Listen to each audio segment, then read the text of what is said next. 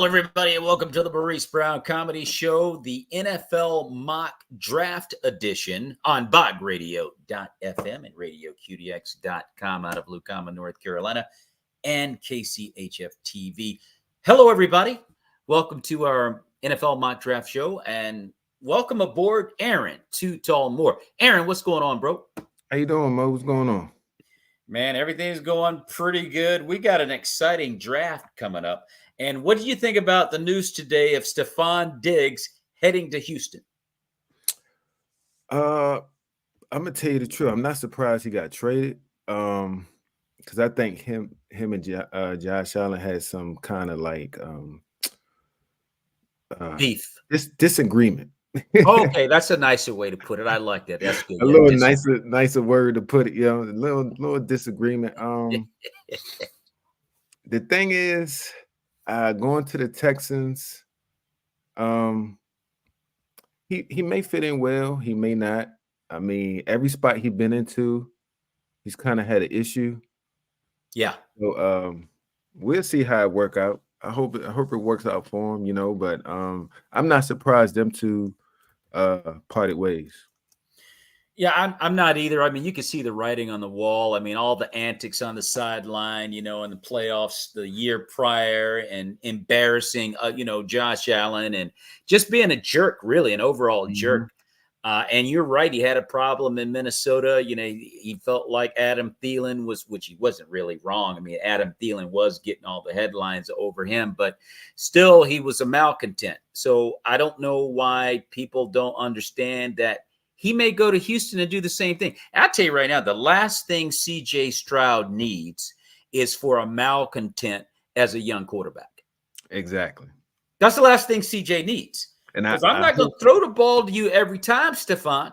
I hope he understands that, because the thing is, when he's not getting the ball, because, I mean, he's a veteran.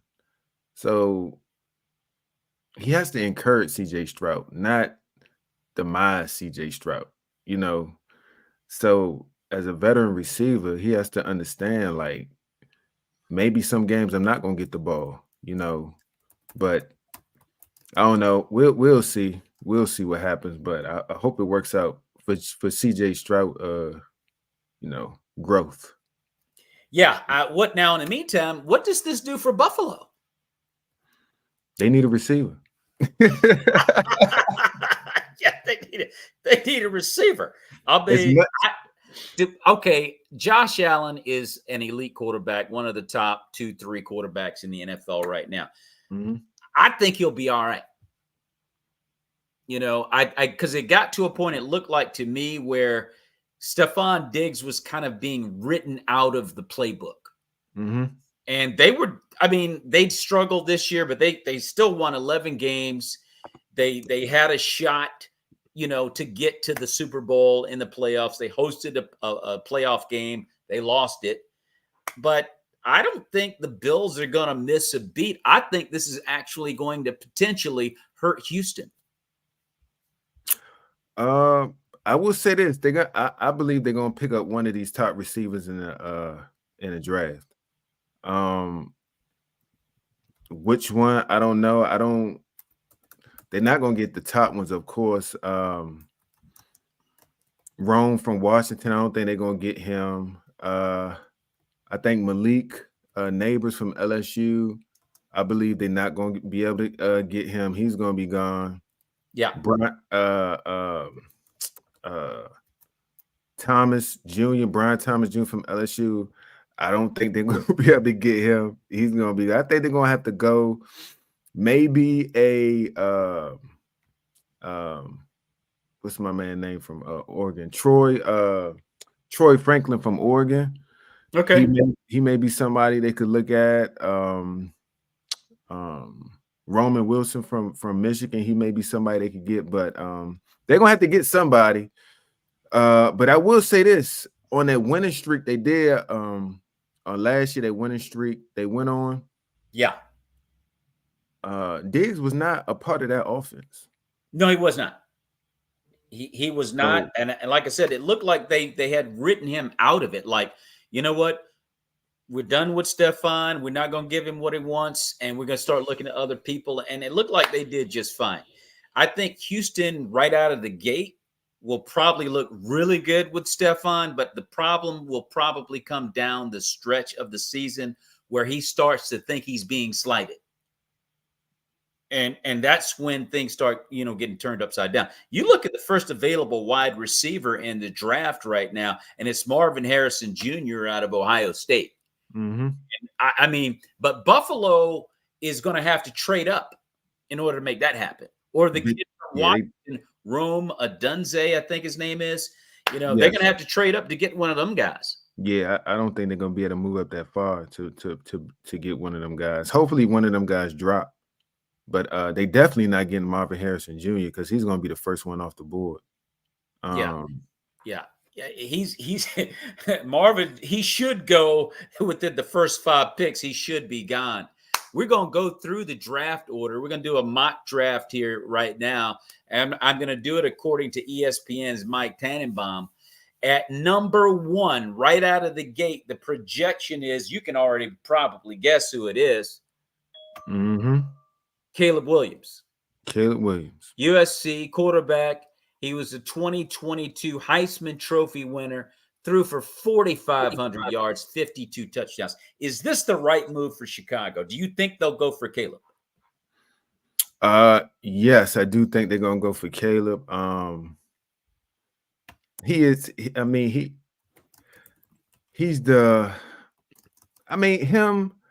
and Jane Daniels, is there a big difference between him and Jane Daniels? As far as I'm concerned, I don't think you can miss on either one of them, in my opinion. I probably still would put Caleb Williams number 1. Some people have Jane Daniels number 1. Is this the best pick for Chicago? Yes, it is the best pick for Chicago.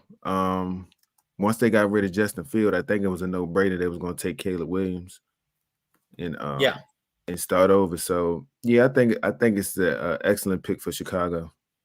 And you think about a kid like Jaden Daniels, who was the Heisman Trophy winner, and it's like, I don't think it's a done deal that Caleb Williams is the guy. There are a lot of people out there. I mean, Drake May looks good. I don't know if I would. I don't know why no one's talking about Michael Penix. I would be all over Michael Penix. He'd be my pick. Yeah, but I think the injuries are scaring people.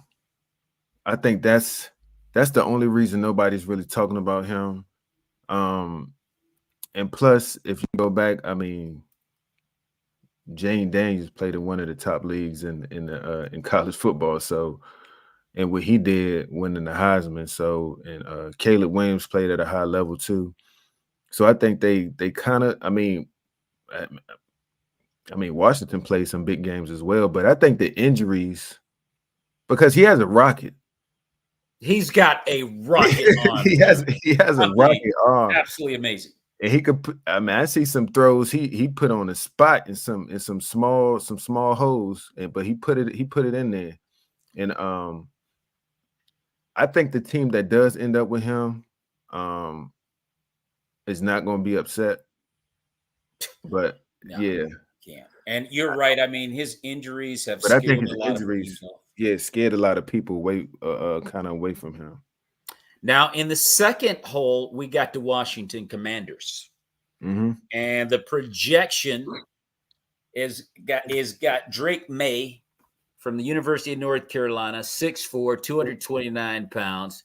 He was the ACC 2022 Player of the Year. You being a Commander fan, what do you think about that? I don't see Drake May coming to Washington. If you look at Kingsbury's Cliff Kingsbury's offense when he was at USC and he coached Caleb Williams, when he came to the Cardinals and coached what's the quarterback now? I forgot his name. For the Kyler Murray. Kyler Murray, and then now we have Jane Daniels. They all are in his offense, they all look the same type of quarterback. A quarterback that could throw the ball, but also get out the pocket and really move and use his athletic ability to make plays. Yeah. And I think that's the quarterback they want. And I think that quarterback is going to be Jayden Daniels out of LSU for Washington. Well, I'm gonna be honest with you. This feels like a Commander pick. Mm-hmm. I totally agree with you. I mean, why not go with Jayden Daniels again? Why not go with Michael Penix? I'd be all over those guys. 1, 2, 3, Caleb Williams, you take your pick. But Drake May seems like a project to me. He does. I mean, I think he's got a world of potential, but I think he would be better served sitting behind a veteran for a year or two and then put him out there and let him go, because I don't think he's ready to go today. And he's a better version of Sam Howell, who should have been sitting. He should not have been the starter. The Commanders made him the starter based on one game at the end of the season against who? The freaking Cowboys. Are you kidding me? Come on, man. Anyway, I leave it alone. Sorry, Cowboy fans. I had to get that one out. But I'm just saying it was just a one game, sample size, and they made him the starter. And the Commanders were in a lot of those games, and Howell just self-destructed because he wasn't ready for the moment yet. So the projection has the Commanders picking Drake May again. This is the projection of ESPN's Mike Tannenbaum. He thinks that this is what's going to happen for these guys, that they're going to go with my main man out of North Carolina, which is my home state. That's my school and all that. But I don't know. We'll see what happens. I just feels – I'm sorry to have to say this to you.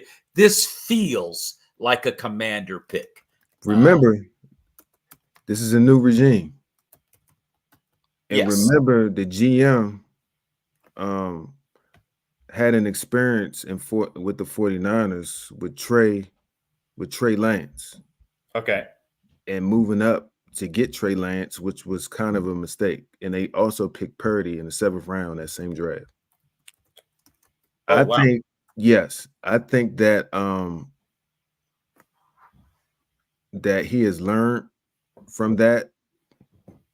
And I think he knows that we need an impact player now. Yeah. We don't need a project. Because I don't believe the new regime is going to start Mariota the first game of the season. Did you guys get Mariota? We have Marcus Mariota as our backup right now. And that's again why I think we're getting Jayden Daniels, because Marcus Mariota is that kind of like, he could throw the ball, he has a decent arm, but also he can get out the pocket, he can move around, use the athletics, his athletic ability, and make plays. And that's why I do believe why they're taking Jayden Daniels, because to me, Drake May is more of a he's mobile, he can move, he can run, but he's not a Jayden Daniels, type of athletic person. He's more of a drop back, let me really use my arm to make plays, and if something not dead, and let me scramble, but still try to get the ball downfield, So that's why, especially when they picked up Mariota, I said, they drafted Jayden Daniels, in my opinion. But I don't see Drake May coming to Washington, but I do see him going to the next team we're going to talk about. Well, the next team is the New England Patriots, and that's the projection for Jayden Daniels, LSU Heisman Trophy winner, 6'4", 210-pound, classic quarterback size, strong arm, and he's super athletic. I mean, you really cannot miss on Jayden. Now, the knock on Jayden Daniels is, with all of those good things being said, he's a guy that has not seen the kind of pressure that he's going to see in the NFL every Sunday, which is going to force him to learn how to operate from the pocket. At LSU, he was able to dart out of there and get a lot of those yards on the ground for the tight. He's not going to be able really to do that in the NFL. I mean, all you got to do, as good as Lamar Jackson is, he will tell you you don't want to come out of that pocket too often. So the question will be, has Jayden learned how to really operate from the pocket? Would you agree? I do agree with you talking about. I think Cliff Kingsbury offense and the players that they're bringing around, especially some of the players that picked up a free agency, they're not going to ask Jayden to do a lot. Okay. I think more. They're going to ask him, don't turn the ball over. Trust your reads, trust your players, and we're going to run the ball. I think as the season progressed, I think you're going to start seeing asking him to do more from the pocket. As he start to understand, because I mean, he's going to have to understand. I mean, only thing he really has to do is go talk to RG3, and RG3 will tell him, yeah, we can't take them hits, man. You cannot. I mean, like I said, Cam Newton. Cam Newton, and that's a big guy right there. Cam Newton's a big guy. And Cam was able to get away with it for as many years because of his size, but it caught up to him. Yeah. So you don't want to play like that in the NFL. You're going to have to learn how to operate from that pocket. So that'll be something to look out for with Jayden. But he's projected to go to New England if the Commanders don't wise up and get him first. And I think the reason I think this, because you got to look at what the Patriots did also. The Patriots went and got Jacoby Brissett on a 1-year deal. Jacoby Brissett, I believe they did that is because they're going to draft May, and he's going to sit behind Jacoby for a year, and then the next year he's going to take over. Yeah, I think that would be a perfect destination for Drake May to sit behind Jacoby. Jacoby can, run the show for the entire season because New England is a rebuilding project. So that would make perfect sense. We're going to go to the next pick. The Arizona Cardinals are projected to take Michigan's J.J. McCarthy, 6'2", 212 pounds, won a national championship. Your thoughts on McCarthy? I think that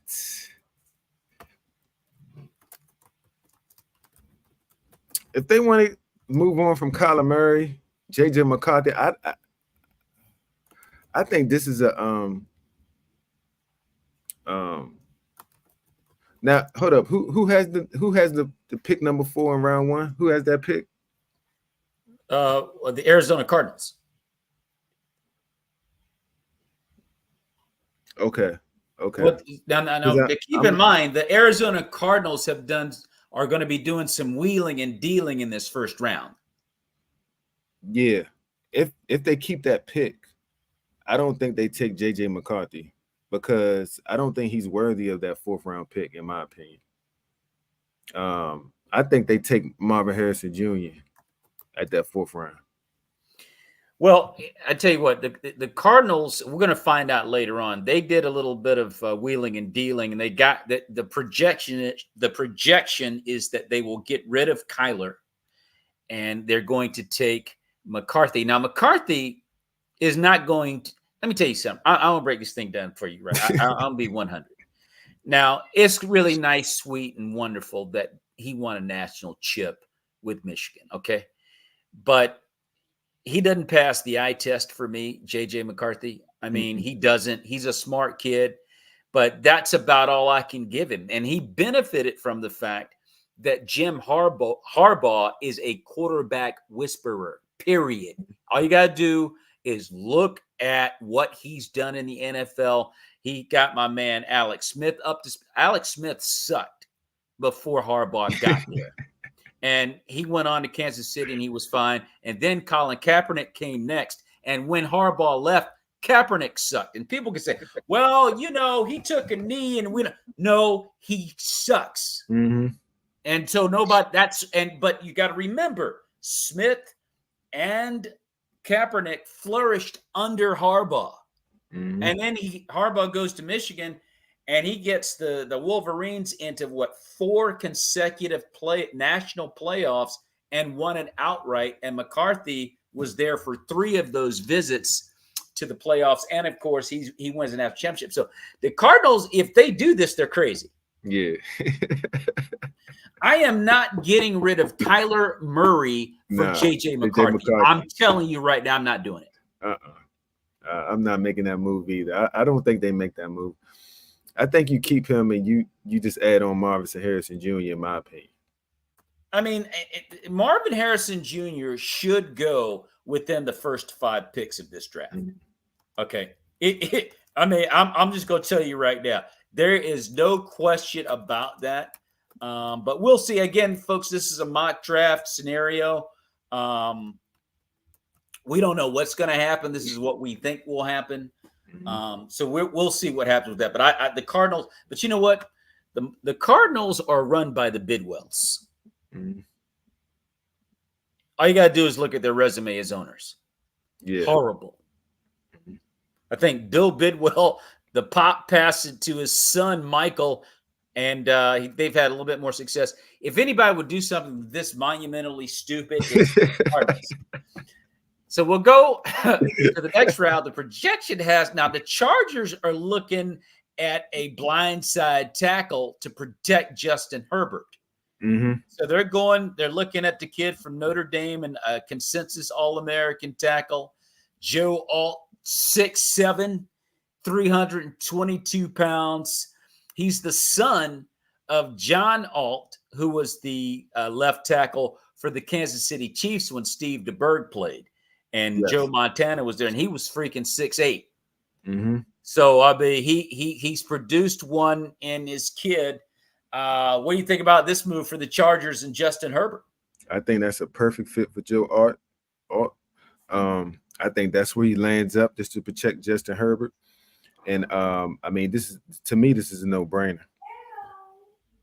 I think it's a no-brainer. I mean, you got to, and I don't think enough teams are looking at what they need to do as far as to protect their quarterback. We always want a wide receiver. We always want a running back. We always want an edge rusher. We always want these pretty pieces, but you need offensive linemen, man. You need the fat boys. Mm-hmm. I mean, fat boys come at preview. You don't have some good old, country boy, Iowa farm raised, country boys to protect you back there. I mean, you're not, cornbread eating, biscuit eating, fellas like that. You got to have them, man. I mean, or you're not going to be able to get business done. Yep. And with a guy like Justin Herbert, I've already said it before, I think the LA Chargers are going to upend the Kansas City Chiefs this year. You think so? I look at Jim Harbaugh having a kid like Justin Herbert, and then you look at this move, which is something Jim Harbaugh would do. But we need to protect Justin's blind side. Mm-hmm. And give him the time to do what he needs to do. Do you think the Chargers are a realistic team out there in the AFC West to upend Kansas City? I do, but not this year. I think it's going to take a couple years for really Harbaugh to get his philosophy. And now I think they're going to be better. I think they're going to be better disciplined team.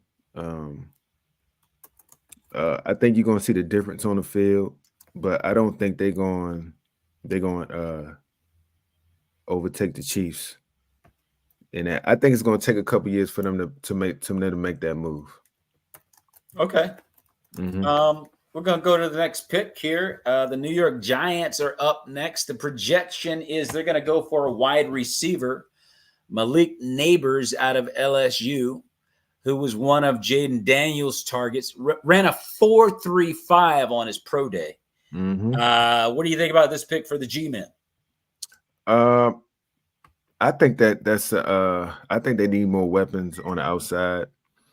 I could see them doing that. I mean, they're stuck in that contract with Danny Dimes. Oh They no. can't. Oh my gosh. So they tried to give him as much weapons as possible. But they still need a running back too. So I'm sure in the later rounds they probably draft the running back. But yeah, I'm not upset. He's a speeder. But I'm not upset at this pick, Malik Neighbors for the Giants. Yeah, I just look at them and I how do you let Saquon Barkley walk out that door? That's what I want to understand. That's a good question. Not only walk out, but go to stay in your division. I mean, you talk about, and then what's the owner's name? Wellington Mara, I think, said, I couldn't sleep at night. You idiot. Do you think we're idiots? What do you mean you couldn't sleep at night? You knew exactly what you were doing. Ladies and gentlemen, you're watching the NFL mock draft on the Maurice Brown Comedy Show. Watching and listening, we welcome to the show my nephew, Caleb Lopez. Caleb, what's going on, buddy? What's up, y'all? What's up, Maurice? What's up, Aaron?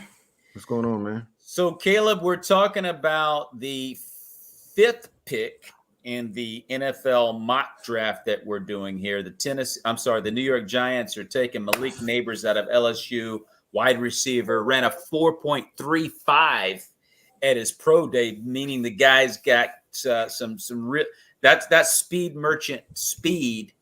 But we're talking about the Giants. How do you let Saquon Barkley walk out the door? Yeah, honestly, that was the first thing. Yeah, you can't let that happen. I mean, one of, if not the most talented running backs in the league. You just let him walk right out. You don't really get none from it, and I don't see what they were thinking, not re-signing him or at least trading him for something. But about Malik Neighbors, I mean, I really like him. I watched him play during this season. He looked really good. His size, his speed, and I think if the Giants can get him a quarterback, he can be a good receiver. So I'm not mad if they take this pick. So you're looking at this potential pick, and then you go, why not Marvin Harrison Jr. at this pick? I mean, you got a guy out there masquerading as Danny Dimes. Well, you better get this guy a money receiver. You just let Saquon Barkley out the door. So I would, if I were the Giants, I would be all over Marvin Harrison Jr. Oh, yeah, definitely. But, one thing, I don't think he's going to fall to the 5 spot. I think after Caleb Williams and Jaden Daniels, I think the Cardinals would be smart to pick him up. So, well, that's the problem. You said the Cardinals and smart in the same sentence. That doesn't work. Yeah, you're right.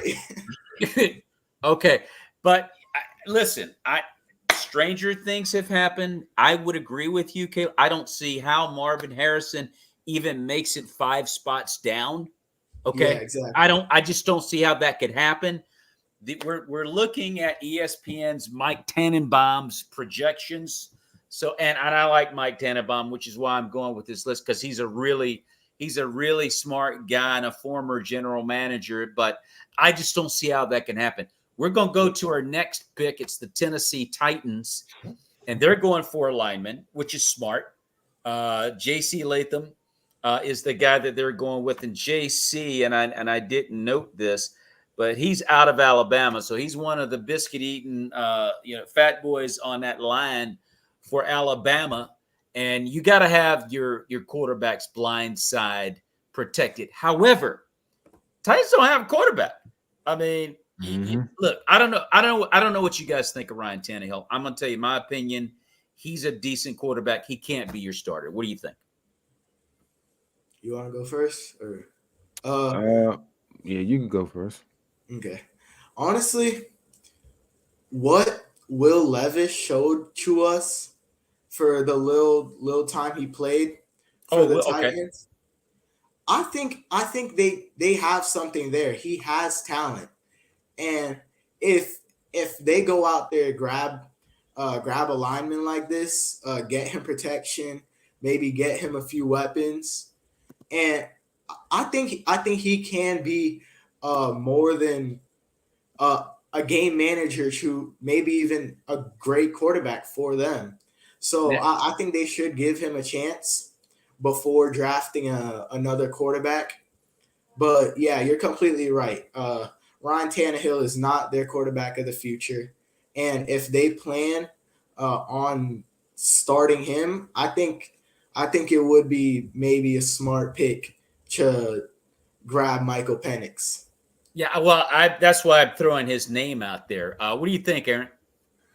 Uh, well, like Caleb said, I think Levis I think he's the starter for the Titans going into next season. Yeah. I think he showed enough that give him an off season, let him be the guy, and or they may let him compete. I don't know, but I think he should be the guy. He should be the number one quarterback. And if they need to protect them, find somebody to protect them. I mean, you got to keep your quarterback upright. So I'm not upset at that pick. I mean, it's a lot of offensive tackles in this draft. Um, whatever one you think is best, but I'm not upset at that pick, Adam, because they feel like they now they need a running back as well. So I guess their first option is protect their quarterback, and then they probably gonna get some weapons for him. So we go to our next pick. The Atlanta Falcons are up next, and they're going with the kid from Alabama, Dallas Turner, to be their edge rusher.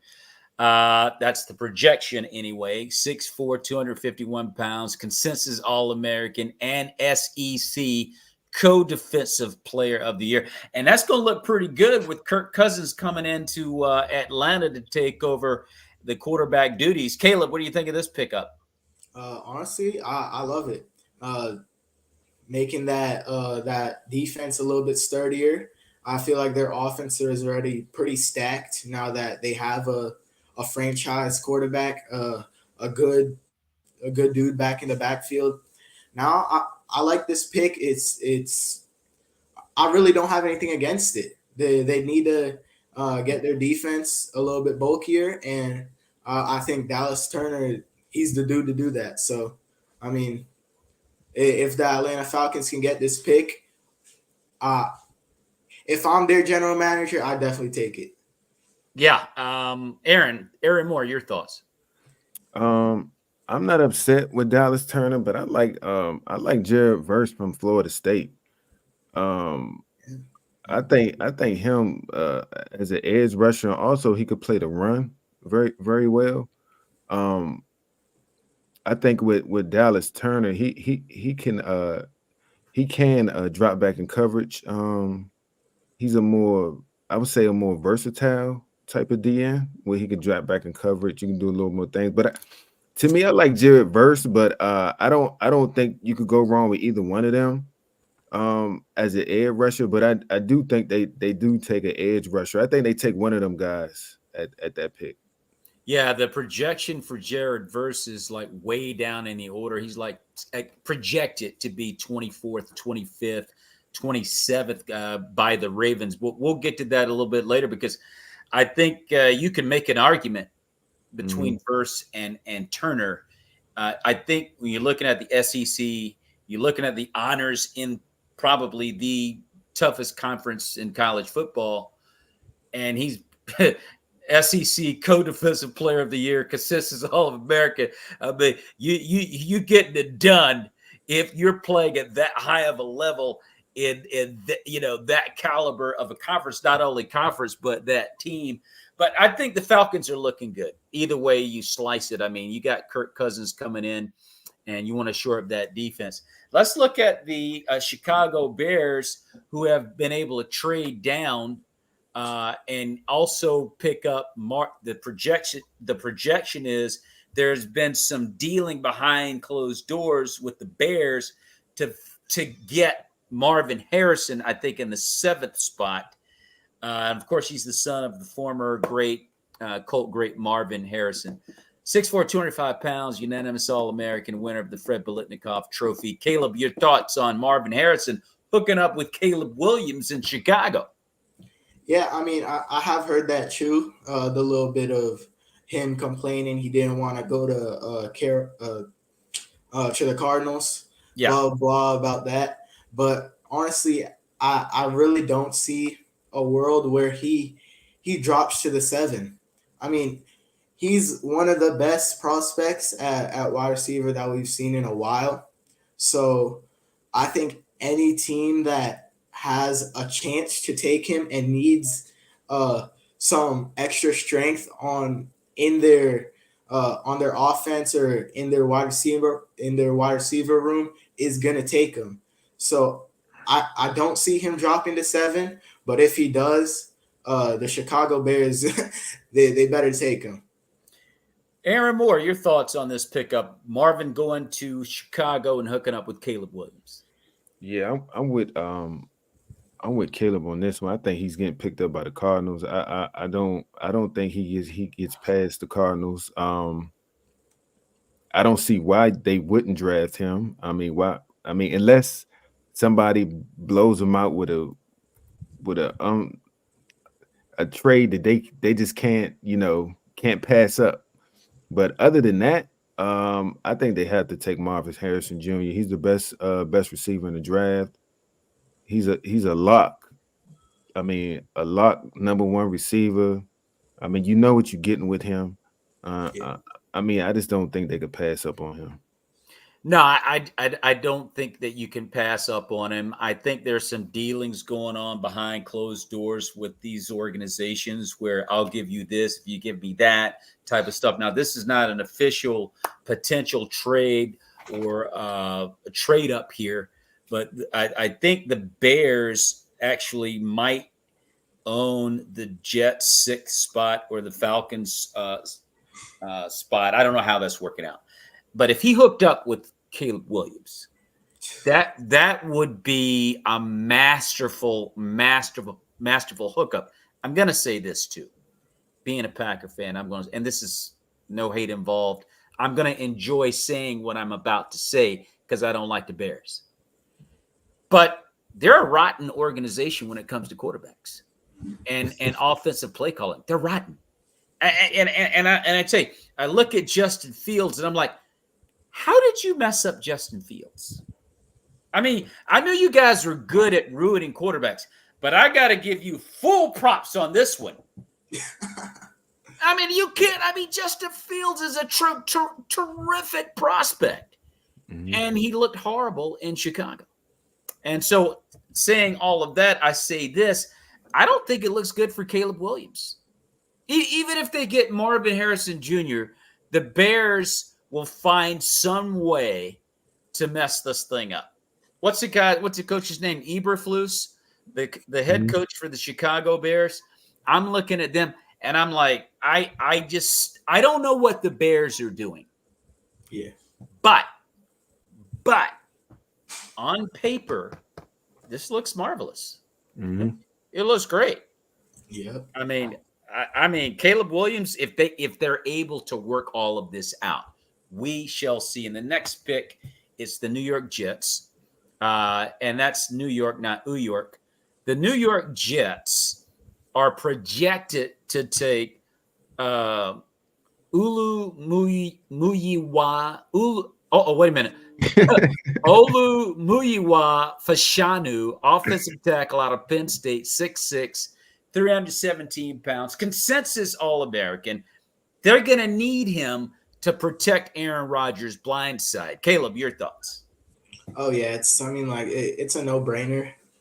They have one of the worst lines. They need to beef it up. And, I mean, you have a top 10 pick, and you have a top 3 lineman in the draft, I think they should pick him.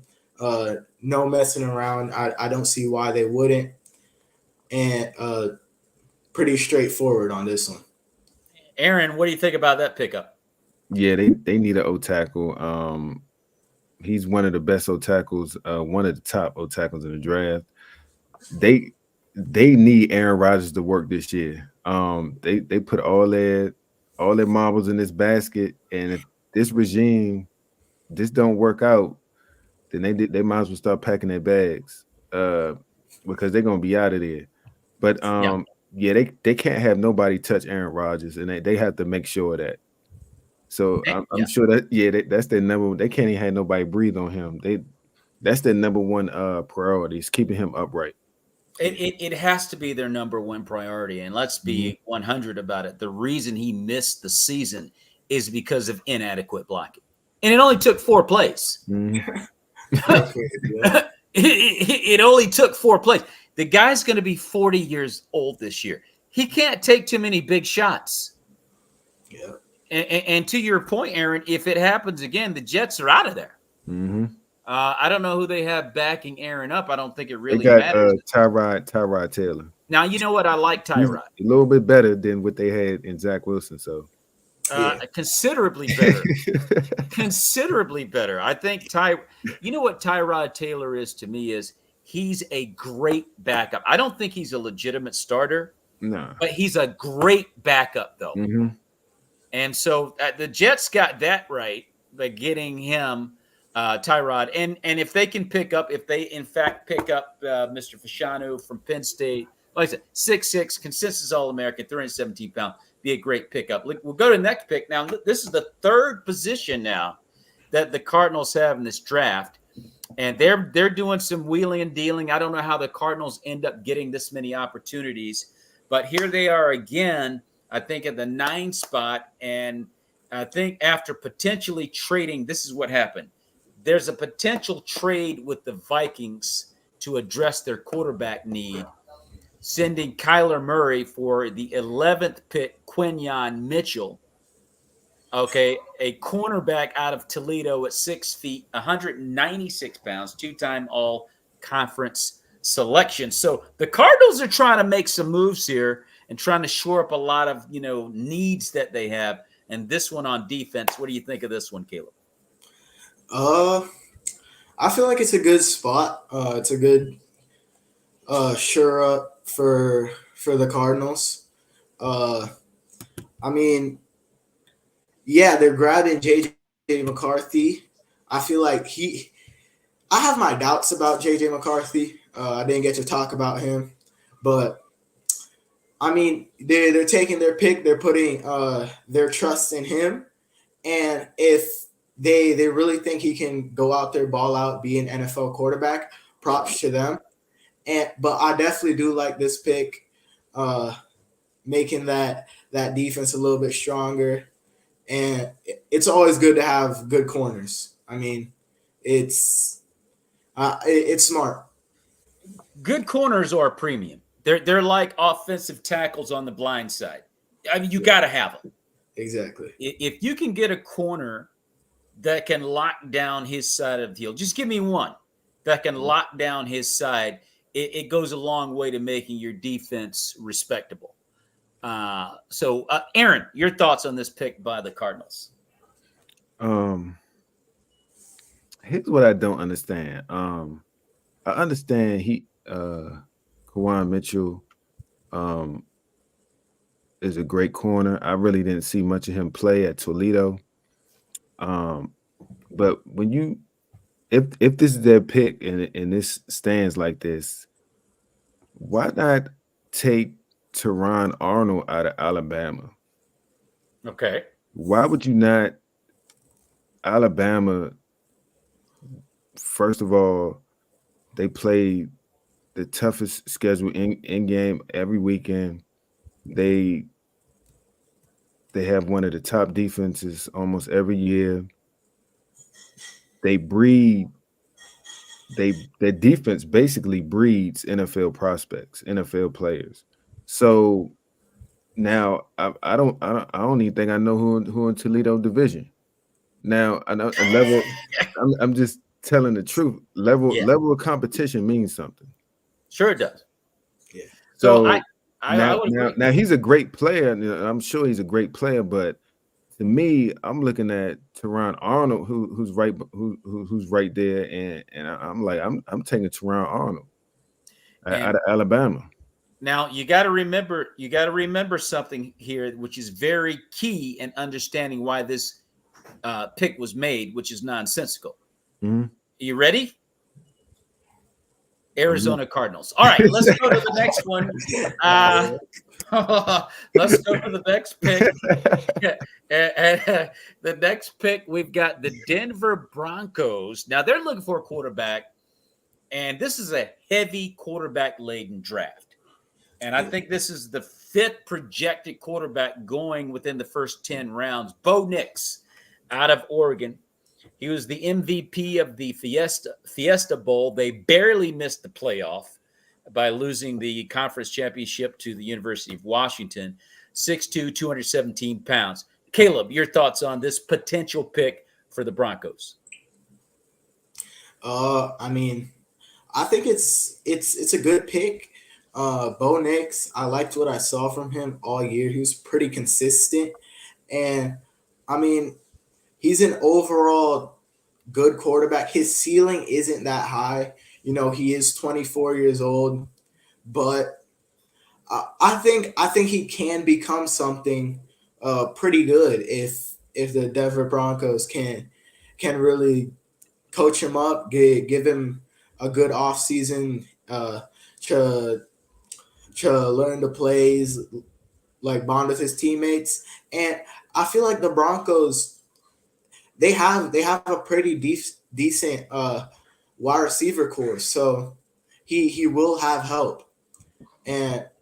But I like this pick. The Denver Broncos do need some stability at QB, and I think Bo Nix could be that the QB of their future. Aaron, your thoughts? They do need a quarterback. Of course, you know every coach wants their guy. Yeah. I don't know if Bo Nix is the answer if they take him. Yeah. I don't know. I don't know if I like that pick. If you're going to take a quarterback, I don't know. I take my man out of Washington before I took Bo Nix, but that's just me. And I think it's I take Michael Penix Jr. over Bo Nix. But if you're looking for a quarterback in that position, that's just my opinion. Well, I mean, here's the reality. Okay, Sean Payton's on the clock. Now, you not only disrespected Russell Wilson, a 2-time Super Bowl quarterback and perennial All-Pro, you let him go. You didn't say, hey, Russ, I don't know what got into me over there. My bad, dude. I'm sorry. Let's go back and try this thing again. No, you didn't do that. You said, get out. Just get out. Oh, okay, Sean. Interesting. You're on the clock because I agree with you, Aaron. I mean, Bo Nix, he's a fine college quarterback, okay? I mean, at 24, 25 years old, you should be able to play with college boys at a high level. This is the NFL. Doggone it. So, I'm a little bit suspect on Bo Nix. I don't know that he's a first round. I think he's a third-round quarterback, to be totally honest with you. He just my fit. Sean Payton is on the clock. Okay. I think, who was it that said something the other day about Drew Brees? He's missing Drew Brees. Oh, yeah. Drew Brees is going to be one of the greatest quarterbacks of all time. You did a great job coaching him, but please, I agree with you on that, Aaron. You're going to have to prove to me that you can really coach him up. That's what they like to say. He can coach him up. Well, okay. Bo Nix is going to have to get it done for you because I would not myself personally allow Russell Wilson to leave. I would have kept him. Yeah. Let's go to the next pick. The Las Vegas Raiders are going to go with an offensive tackle out of Oregon State, Taliesin Fuaga, 6'5", 324 pounds, another blindside offensive tackle. The only problem is Raiders don't have anybody to protect. Anyway, Caleb, your thoughts on this pick? I mean, like it's an okay pick. It's like everybody loves having a great line, but like you said, they don't have anybody to protect. They don't have a franchise QB. No. And I mean, this draft is so stacked for quarterbacks. I feel like you could get someone, maybe not the best of the best of this kind of pick, but I think Bo Nix might slide. Michael Penix might slide. And I feel like you can work with those kind of picks and maybe even find a franchise QB with it. But I mean, if they want to take a tackle, it like I said, it's always good to have a sure O-line. Aaron Moore, your thoughts on this pick? Because keep in mind the Raiders don't have a. I think they have Jason Stidham. I think he's the quarterback. I'm just like, matter of fact, why don't we just let him get knocked out? I'm just kidding. I'm just kidding. All right, Aaron, your thoughts? I think the Raiders take. I don't believe they're taking an offensive lineman. I think they're taking Michael Penix Jr. Okay. Then they take a quarterback at that pick. And I think they taking Penix Jr. But like you said, it's like why are you getting an O tackle when you don't have a quarterback? Yeah. So I think they're gonna pick Michael Penix Jr. at that slot if they keep it. Well, you know what? Not only would I agree with you on that, also Bo Nix. What is Sean Payton thinking? I don't know. You do need a quarter. I would have been all over Michael Penix Jr. right there. If he's sitting there, I'm taking Michael Penix Jr. I would have taken Michael Penix probably 5-6 picks prior to this. Again, these are projections. We don't know what these teams are going to do. The NFL draft coming up in about a week and a half or two. April 24th is the day. We're going to be live again on that day during the draft. So don't forget to tune in, folks, for that. But that's the pick right now, the projection, Taliesin Fuaga out of check that Oregon State. Next pick, the New Orleans Saints. Rome Odunze, wide receiver, Washington, 6'3", 216 pounds, consensus All-American, runner-up for the national championship. Michael Penix Jr. was throwing darts at him. The New Orleans Saints are projected to take him in this round. Caleb, your thoughts? Honestly, I think he is the second best receiver in this draft class. I would agree. I would take him over Malik Neighbors, but I can see him sliding. I can see him sliding to this pick. But if the Saints can grab him, it's perfect. He's a big receiver. He can high point the ball. He was balling out the entire season with Penix. And I mean, like, I think he's an all around great wide receiver. He kind of reminds me a little bit of like a George Pickens kind of. Good analogy, Caleb. Excellent. He's a big target, no question. He can high point it. Aaron, your thoughts on this pick for the Saints? I mean, I don't know if they should take a receiver or if they should take an O-lineman. I mean, I guess if you, I'm not mad at that pick if that's what they want, but if they take a receiver, I mean, he's one of the best receivers in the draft. Yeah, I'm not mad at that pick. I mean, you look at the Saints right now, and I think they've got Derek Carr is going to be pitching to these receivers. Carr's a good quarterback. I mean, he's kind of an up and down guy. I'd say he's a decent QB, and if he has Rome Odunze in the NFC South, you look at Kirk Cousins coming to the NFC South for the Falcons. You got Baker Mayfield coming back to Tampa Bay in the NFC South, and the Saints going to have to beef up. The Saints were not that far behind the Bucs, and you could argue they were better than the Falcons. So the Saints are in the hunt. I think I'm leaving out the Panthers, which I should leave out. But no, I think that's not a bad pick for the New Orleans Saints at all. Next pick, we got the Indianapolis Colts. The young man you were speaking about a moment or two ago, Aaron, Terrion Arnold, cornerback out of Alabama, 6 feet, 196 pounds, All-American honors. What do you think about this one for the Colts, Caleb? Like I said earlier, a good corner is always appreciated.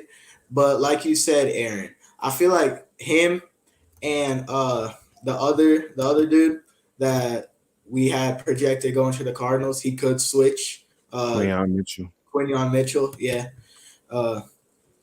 They could switch spots. And I mean, I don't know. The Colts, they have holes, but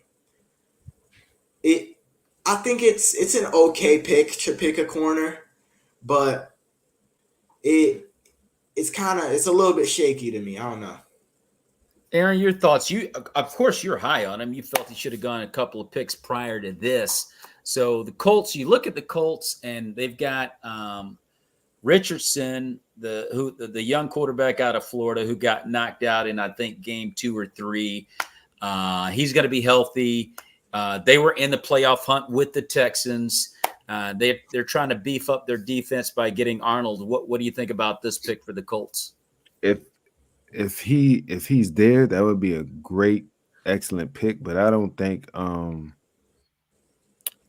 he's going to be there. I think it's going to be Quinyon Mitchell or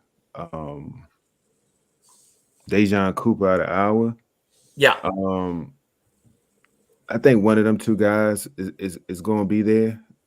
Me, if I had to choose, I probably would take Quinyon Mitchell. In my opinion, I don't see too many. I'm just gonna say it. I don't see too many white cornerbacks. Just go, yeah. Let's just go ahead and say it. Let's just keep going. Yes, sir. I mean, there's not a whole lot of Jason Sehorns out there. That's what you're saying. I haven't seen a lot of Jason Sehorns lately. So I don't think I'm gonna take Dejon Cooper on my first pick. I'm just saying.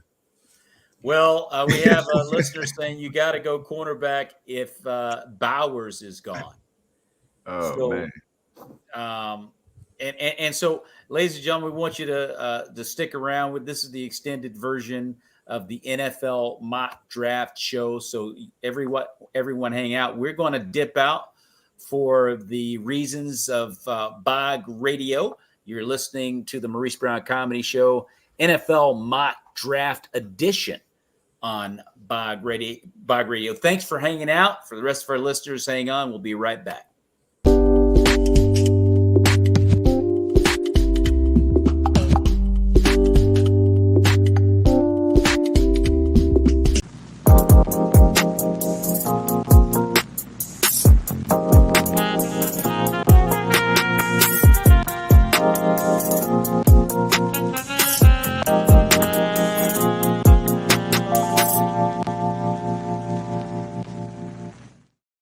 Welcome back. You're watching the Maurice Brown Comedy Show NFL Mock Draft Edition with nephew Caleb Lopez and Aaron Too Tall Moore. We're going through the mock draft projected picks, which is coming up. The actual picks are coming up April 24th. We're looking at pick number 16, potentially Terrion Arnold going to the Colts. And we were just talking about, the Colts being in the thick of things in the AFC South. They were battling Houston last year, and they have a nice squad. We're going to switch over to the Seattle Seahawks, who have the 17th pick in this draft, and they are projected to take guard Troy Faltanu out of the University of Washington at 6'4", 317 pounds. 2023 winner of the Morris Trophy, which is awarded to the best lineman in the conference coming out of what was the Pac-12. Going to Seattle. Now, Seahawks, they got Geno Smith at quarterback. They're a gaming team, but they've got a lot of work to do. Caleb, your thoughts about the Seahawks? I like this pick. Okay. Geno, he's been playing well. He's been playing like a pretty high-end QB. So why not go out, get him a guard, get him more protection? And he's probably not going to be there for too much longer. But I feel like this guard might. They might build the rest of their line around him for the next, 8 years, 6 to 8 years. And I really like this pick. It makes sense from the Seahawks. They want to protect their man now, and they want to go out and get potentially someone that they could rebuild around almost. I think the Seahawks are just trying to rebuild, quite frankly and honestly. And if that's the case, this is a great pick. Aaron, your thoughts on this one? Yeah, I'm not mad at that pick. They're trying to keep Geno upright, get him more time. Geno's been playing good football the last couple years. Yeah, I'm not upset at this pick to bolster up that offensive line. And I mean, I think Geno's played well. I mean, he's certainly played beyond the expectations I think a lot of us had when he first arrived. He's played very well. He's been a gamer. This is what Mike Tannenbaum of ESPN feels the Seahawks are going to do with the 18th pick. At pick 19, it's the Cincinnati Bengals going for Amarius Mims, offensive tackle out of Georgia. 6'7", 340 pounds, 2 national championships. And if anybody needs their blind side protected, it's Joe Burrow. Yeah. Joe Burrow has been operating with a fairly weak offensive line, and they've been getting it done. Great pick if the Bengals go with this one. Caleb, your thoughts? Honestly, I really like this from the Bengals. They need to protect their guy. And to me, other than Joe Alt, I think this might be the best offensive lineman in the draft. Wow. We're going to see, but I mean, he started for Georgia. They won 2 national championships with him. And I mean, he has the records. He's a huge dude, and I think he's gonna be a great fit. Aaron Moore, your thoughts about this one? I think this would be a smart pick for the Cincinnati Bengals. Joe Burrow got banged up last year. They have to keep him upright for them to have a chance. Bostrom, I mean, he's the most important player on that franchise. So, yeah, I'm not if it's going to be him or another O tackle, but they're going to get the best O tackle available at that spot, at that pick. So I'm not upset at that. This is arguably the best division in the AFC. When you look at the Browns, the Bengals, the Ravens, and the Steelers. Steelers picking up Justin Fields and adding Russell Wilson. Oh, my God. This is going to be a great division right here. This is going to be a great year coming up. I think the Bengals absolutely made the right pick. Their line has just been a little bit better than serviceable, quite frankly and honestly. So you get a big guy like this, a great big biscuit-eating, sausage, egg and cheese eating rascal from Alabama, Georgia, Alabama, you take pick. You get a big rascal like this, 6'7", 340 pounds. That's what you need to protect an elite quarterback. So I think this is a great pick by the Bengals, if in fact they decide to go with it. At pick number 20, projected, the LA Rams will take Michael Penix Jr. at quarterback. 6'3", 214 pounds, out of the University of Washington. He's 23. He's the Maxwell Award winner and national championship runner-up, quite frankly and honestly. I'm surprised. I would be surprised if Michael Penix is still there. But the Rams seem to feel he's a project to sit behind Matt Stafford a year or two. To your aforementioned point, Aaron, he does have an injury history. What do you think about this pick, Caleb? I mean, like, if he slides this far, why not? Matt Stafford, he's getting old. I don't think he has more than 2 or 3 years left in the league. So, honestly, grab a quarterback, let him sit under a veteran's wing, and let him learn. And just like how they did with Jordan Love and Aaron Rodgers. And we see how Jordan Love turned out. He's looking real good. He's looking real nice. But yeah, I think the Rams, they're playing further ahead.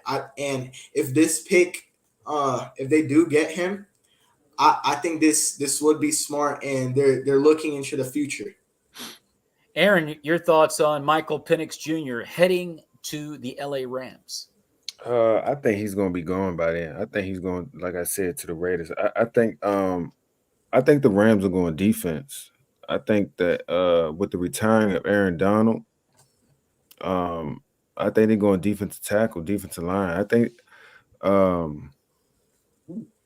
I like Byron Murphy out of Texas, one of the top defensive linemen in the draft, if not the best defensive lineman in the draft. I think they're gonna fill Aaron Donald's spot with a D tackle. Yeah, and I believe they call the young man the Freak Show. Mhm. And so, yes, that would be a great replacement for Aaron Donald. He leaves a big hole in their defensive front. And I, like you, don't think Michael Penix is going to be there at the 20th pick. I mean, I would think NFL they would be hating on Michael Penix for whatever reason. If he's still available at pick number 20, on the flip side, if he's there and the Rams take him, yeah, because Matt Stafford is an elite guy and he's about done. Why not have Michael come in and learn, a few tricks of the trade from a guy like Matt Stafford, Super Bowl winner?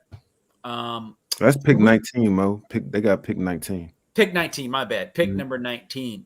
So we'll go to pick number 20 then. The Pittsburgh Steelers are up next with that pick. And the Pittsburgh Steelers are going to go with a young man out of Texas, wide receiver out of Texas, Adonai Mitchell. And Adonai is a 6'3", 214-pound. I'm sorry, we're looking at Michael Penix. Adonai is a 6'4", 196-pound wide receiver, big target, a high pointer, won 2 national championships at Georgia before transferring to Texas, who were in the national playoff. And he was taking his passes from Quinn Ewers, who did an excellent job. Caleb, your thoughts on this pick for the Steelers and for, Justin Fields and/or Russell Wilson to have this young man to pitch to? Honestly, another great wide receiver in this draft class.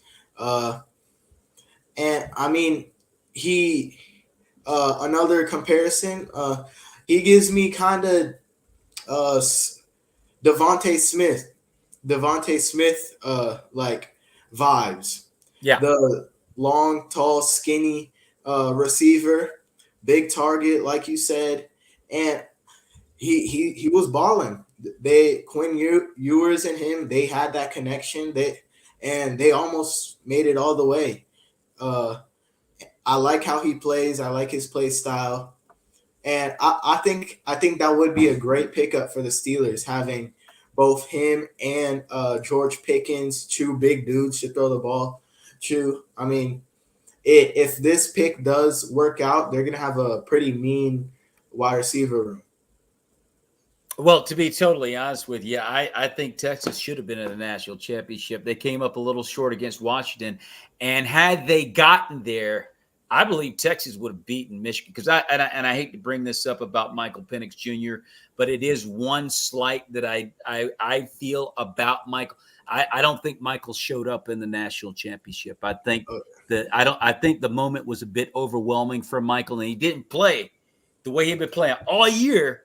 He did not look like himself. So, but that being said, that's a good look for the Steelers if they get Adonai Mitchell out of Texas. Aaron, your thoughts on this potential pick by Pittsburgh? I think they're going to offensive tackle. I think they're going to beef up that O line to protect both quarterbacks to protect both of them. Amaris Mims out of Georgia. He's a big guy. He's 6'7", 340 pounds. So I think they beef up that O-line for them. Steeler football has always been in the trenches. And Yes. I think they're gonna get back to that.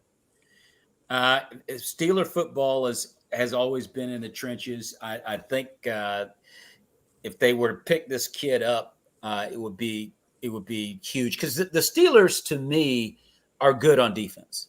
Mm-hmm. And the reason they couldn't get through is because of the Three Stooges. That would be Trubisky, Randolph, and Pickett. And that's it. Let's see. Hey, we'll make Mason Rudolph Curly. Anyway, yeah. So they needed a real quarterback upgrade, which I think they got, and their offense now is just going to be more stacked because it was just stagnant last year. It was really bad. And so I could see them getting Adonai. Their defense, to me, is pretty shored up. We go to the next pick at number 21, the Miami Dolphins, potentially going for Jackson Powers Johnson. And it's looking like they're projected to pick up a center out of Oregon, 6'3", 320 pounds. Jackson Powers Johnson won the 2023 Remington Trophy as the top center in college football.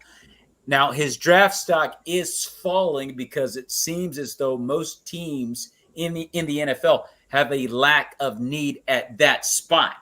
One thing about a center, if you can get a good center, he'll last a good 10 years for you. Yeah. Caleb, your thoughts on this pick potentially by the Dolphins?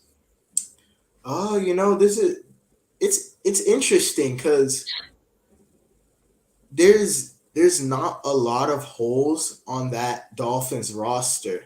I feel like their line is good. It better than good at times.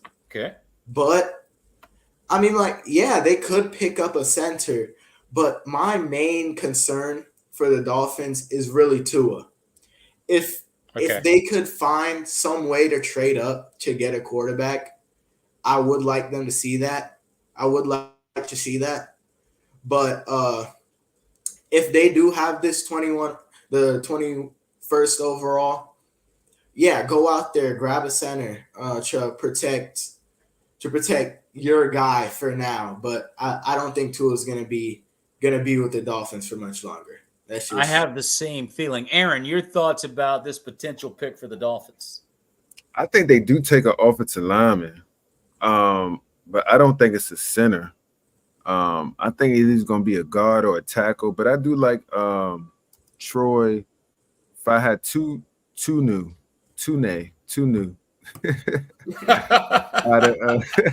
out of Washington. Yeah, I like him. I'm not necessarily know if it's going to be him, but I don't think they take a center. But I do think they beef up that offensive line because, like Caleb said, he needs to be protected. We saw a couple of hits that he took that left him out a couple games last year, and it's a lot of concerns about concussions. So Tua has to be upright, and I won't be surprised if they continue to try to beef up that offensive line, even going into training camp. So Yeah, they're gonna take. I don't think it's gonna be a center though, but I do think they're gonna take either a guard or a tackle to beef up that offensive line. So we go to the next pick. It's going to be at number 22. The Philadelphia Eagles are projected to take All-American tight end out of Georgia, Brock Bowers, 6'4", 240 pounds, two-time national champion, winner of the John Mackey Award, holds the school record for single season receiving TDs with 13. Brock Bowers got injured at the middle portion of the year, was able to come back and finish. Don't think he was 100% down the stretch as they lost to Alabama in the SEC championship game, and they didn't make it to the national playoff, which I think they should have. But he's a nightmare matchup. Caleb, your thoughts on Brock Bowers? I don't know, but before the injury, and I was watching him 2 seasons ago. Okay, and the man was a beast as a tight end. He was just, no one could stop him, and I honestly could see him getting picked way earlier. yeah. I know his draft stock definitely kind of flunked because he got injured, but I feel like teams are gonna watch his tape and they're gonna realize, dang, this kid can ball out. But if the Eagles can get him, it's a lock. I feel like he is gonna be one of the next top 3, top 5 tight ends in the league, because he can he can play. Well, I would be surprised if Brock Bowers is still there at 22. I mean, he was that dominant of a tight end. Aaron, your thoughts about the Eagles picking up Brock Bowers? If he falls and they able to get him at that position, that's a steal in draft. Yeah, because he is obviously he is the best tight end in the draft.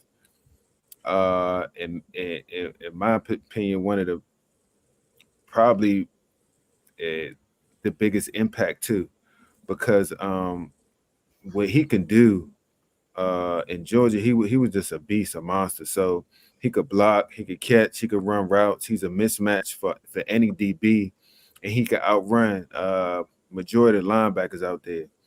So I, like Caleb said, it's so many teams that could use him.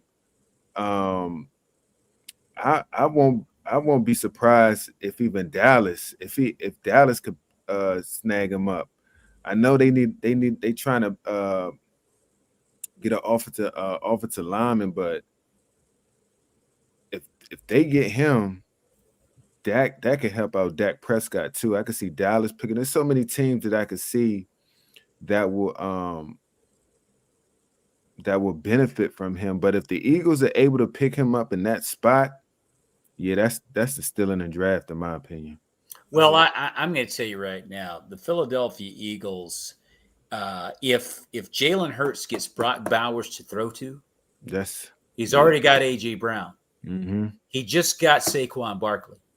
And I believe Jalen Hurts was injured the last 5 games of the season. He just played, but he was hurt. And I'm sure he's going to come back healthy. Man, look, dude, the Eagles are going to look like that team. The only question to me is Nick Sirianni's voice in the locker room. Did he lose the team? Yeah. Because that was really weird the way the Eagles finished. Yeah. And I think when they fired their defensive coordinator, the defense rebelled because they loved him. I forget the D coordinator's name for the Eagles that they terminated. And they just went south. Couldn't stop anybody. And it didn't look like they cared to stop anybody, quite frankly and honestly. You're not going to tell me that Baker Mayfield is able to beat that Eagle team we saw at the beginning of the season 32-13. Nowhere in the world. No. So anyway, that being said, if everything comes back together for Philadelphia as the team we knew them to be the first 10 weeks of last year's season, Super Bowl contender. Let's move to the 23rd pick, the Minnesota Vikings. via trade with the Cleveland Browns and the Houston Texans, would get Jershon, potentially, Newton, defensive tackle out of Illinois, 6'2", 295 pounds, consensus All-American, a little undersized, but causes havoc. What do you think about this one for the Vikings, Caleb? I like it. I mean, the Vikings, they've been talking about beefing up that defense for a while now. I think this will definitely help. They had a pretty good off-season free agency, and I think that this will definitely be a good trade for them, or a good pickup for them. Aaron Moore, your thoughts on the Vikings potentially taking Jershon Newton? Yeah, they if this stands, they do need to beef up that defense. I wouldn't say it's a bad pick. Their defense is always I'm not gonna say being an Achilles heel, but they haven't been that juggernaut defense that they need. So they need more players on that defensive side. And I wouldn't be surprised if they got that pick, they made that move. Yeah, the Vikings were not good on defense last year, and being a division rival and being a Packer fan, I enjoyed their ineptitude on defense. We are going to move to 24. The Dallas Cowboys are up next, projected to select Brian Murphy II out of Texas, defensive tackle, 6'1", 308 pounds, Big 12 defensive lineman of the year. This is the one I believe they refer to as the freak show. And Caleb, your thoughts on the Cowboys getting Brian Murphy? They need big dudes on that defense. I mean, there are jokes all season, them putting safeties at linebackers. And they got to figure that out. They have a great defense, but their defense is a little bit undersized. That's the only problem. And I think picking up a big D tackle, maybe a linebacker later on in the draft, that's really what the Cowboys need. And I think this is a good pickup for them, because I feel like their offense it's pretty clean. They have a great line. They have pretty good receiving core, and I don't think that they're definitely not going to be drafting any quarterbacks. I feel like anytime soon, even though it's kind of like Dak isn't the greatest, but he gets the job done. But well, I mean, I think Cowboy fans, Cowboy Nation, I think they're kidding themselves if they think they can find a better quarterback than Dak Prescott. Now, he's choked a lot when it's counted. But, I mean, he's averaging 11, 12 wins a season. Exactly. And I just don't know how you don't pay Dak Prescott. That's another thing. Oh, don't pay him. He's not worth it. Okay. Enjoy Cooper Rush. See what that is. I don't get it. So I think this is a great move by the Cowboys, shoring up their defense because they are a little weak there. I think Micah Parsons it would benefit by getting another big body on that line. Aaron, your thoughts of this potential pick by the Cowboys? Yeah, they need to boost up their defense. They lost a couple defensive players. I mean, we took a few of their defensive players. they came over to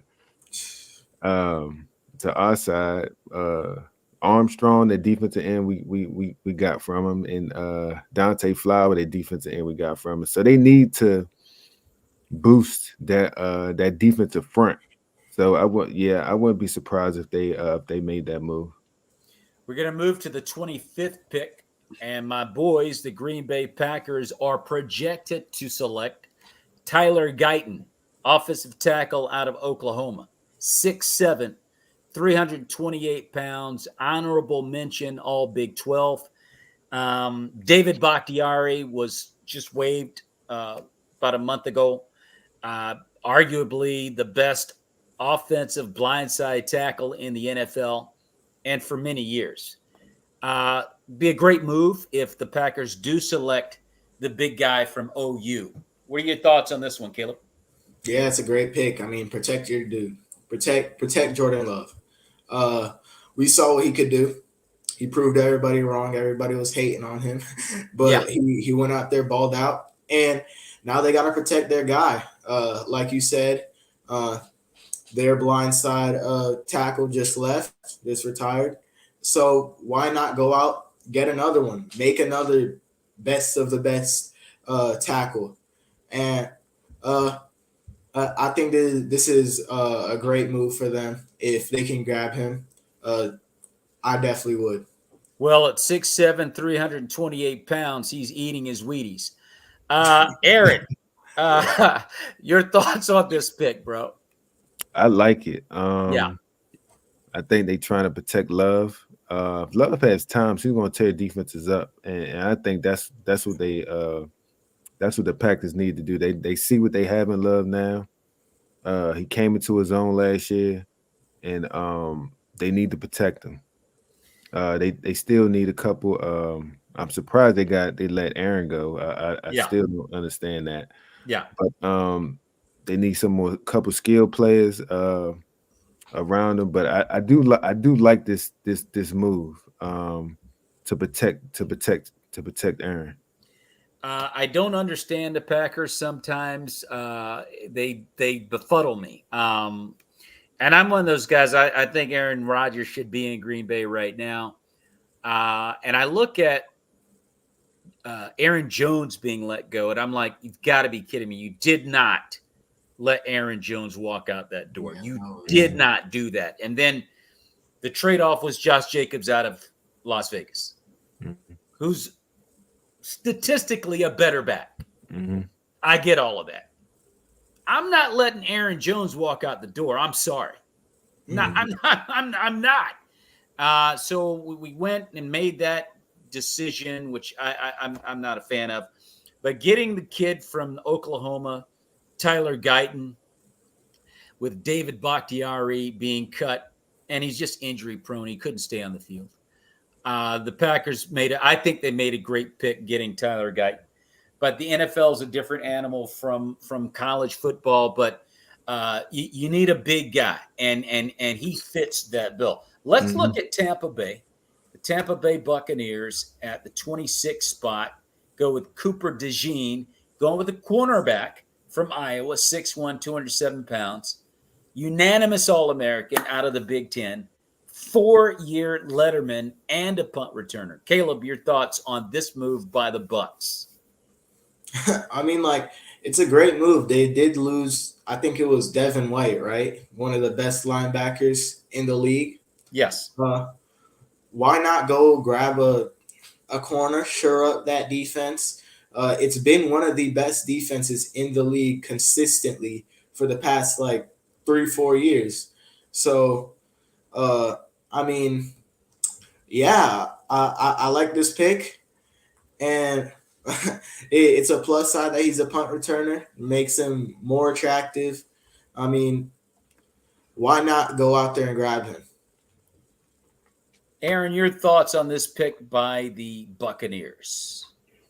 I like Kool-Aid McKinstry out of Alabama, the cornerback. I wouldn't be mad if they got him. I wouldn't be mad if they picked up an edge rusher.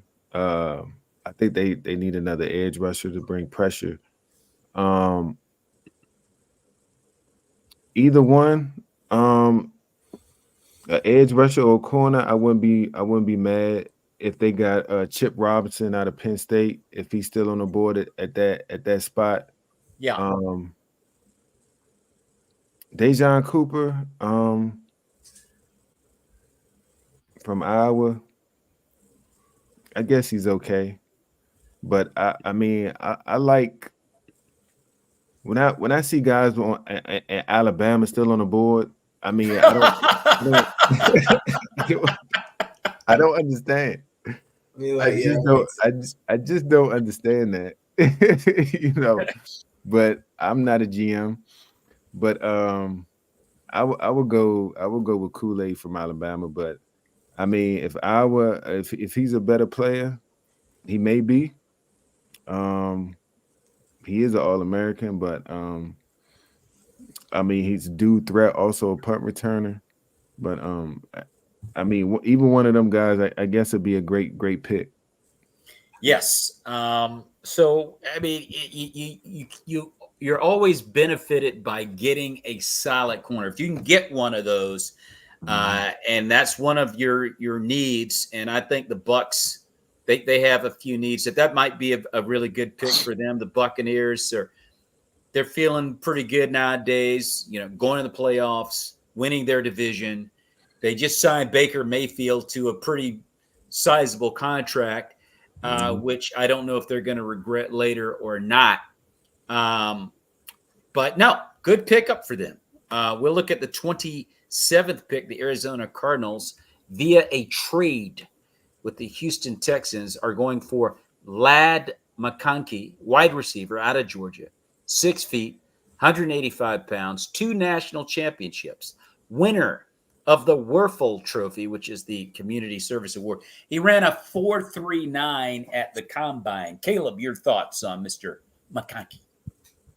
I haven't heard too much about him. Yeah. But from what you just said, he has the background, he has the record, he has the speed. And I mean, I wouldn't be mad at the Cardinals grabbing another receiver. They don't have any notable weapons except for really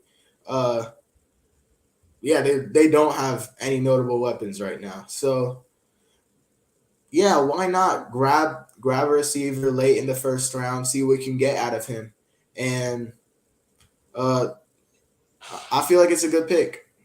Aaron Moore, your thoughts on Ladd McConkey out of Georgia? To me, I think they get Marvis Harrison Jr. So I don't think they're gonna pick a receiver at that spot.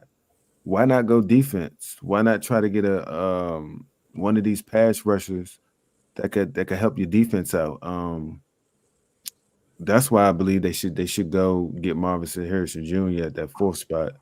But to me, I think they should go defense in my opinion at this particular time in the draft, because I'm thinking they already took Marvis Harrison Jr.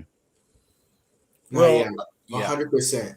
If they already took him, go to the defense. Mm-hmm.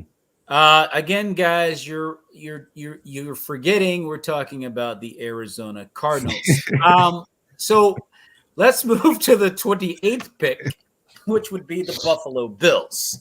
And they're projected to get Xavier Worthy, wide receiver out of Texas, 6'1", 172 pounds, all Big 12 honors in all 3 seasons, 2021, 22, 23.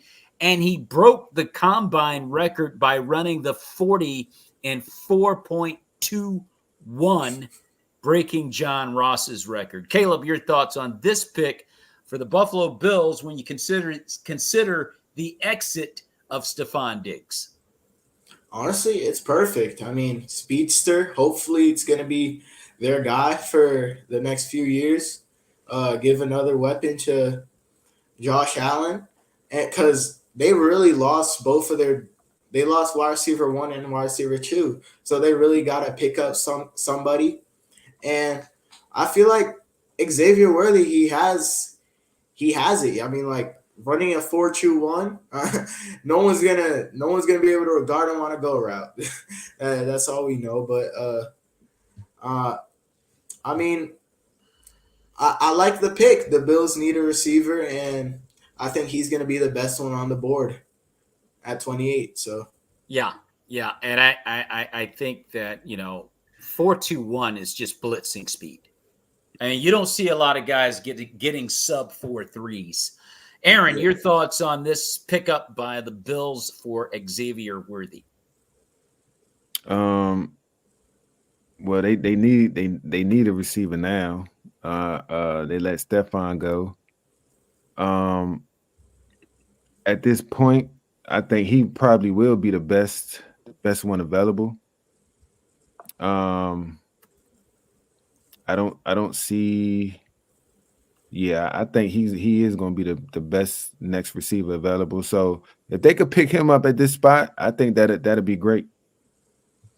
So we move on to the 29th pick for the Detroit Lions, and they take Laiatu Latu, an edge rusher out of UCLA, 6'5", 265 pounds, unanimous All-American, won the Ted Hendricks and Lombardi Awards, along with several other awards. What do you think about this pick by the Lions at number 29, Caleb?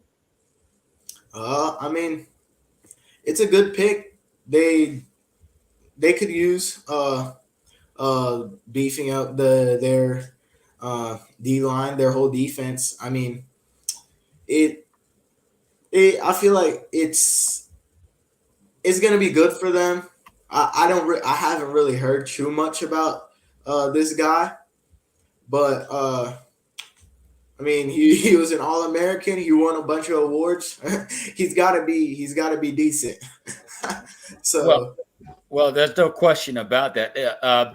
The Lions have been very good on defense this year. We talk a lot about Jared Goff and what they've been able to do offensively, but they've got some pieces on defense, and I believe it's Nick Bosa, Joey Bosa's brother, on that defensive side of the ball. So you add an edge rusher, and it makes the Lions a lot tougher on defense. Again, this is the first round, and he's an edge guy, played with UCLA, big dude. Aaron, your thoughts? Yeah, he is he's one of the top edge rushers in the league, but coming out in the draft, the only thing about him is coming out of UCLA. I didn't see much about him, but I didn't see him play much. But he does have a hard time of staying healthy. So that's going to be his problem. Is can he stay on the field?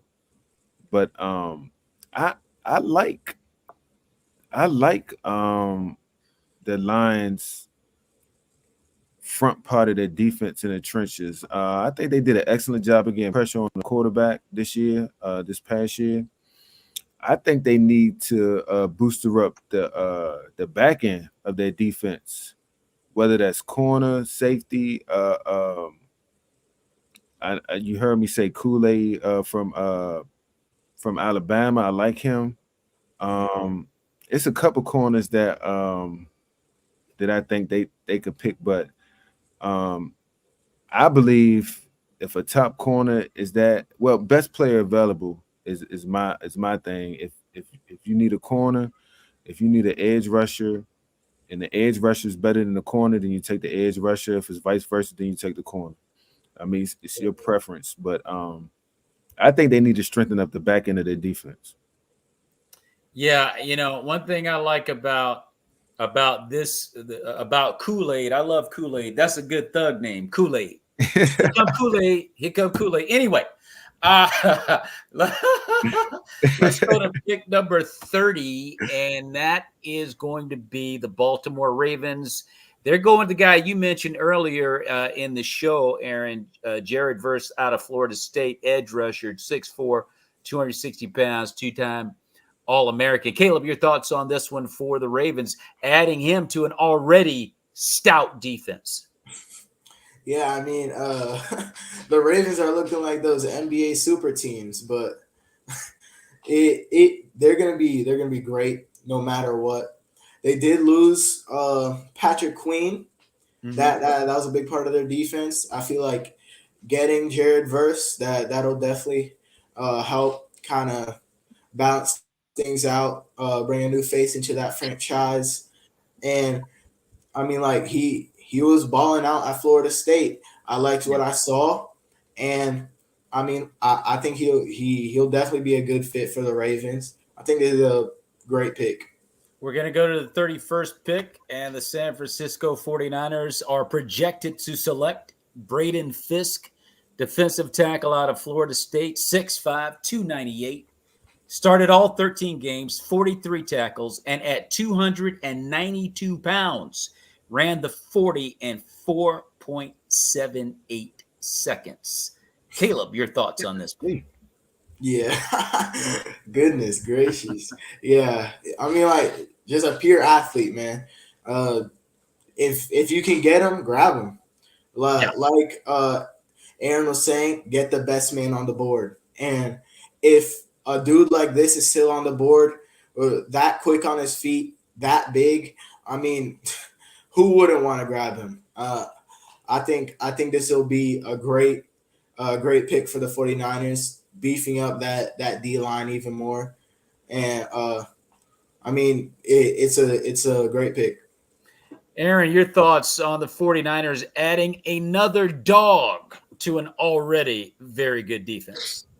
Yeah, I could see them going D tackle or edge rusher. I could see him staying on the defensive line. I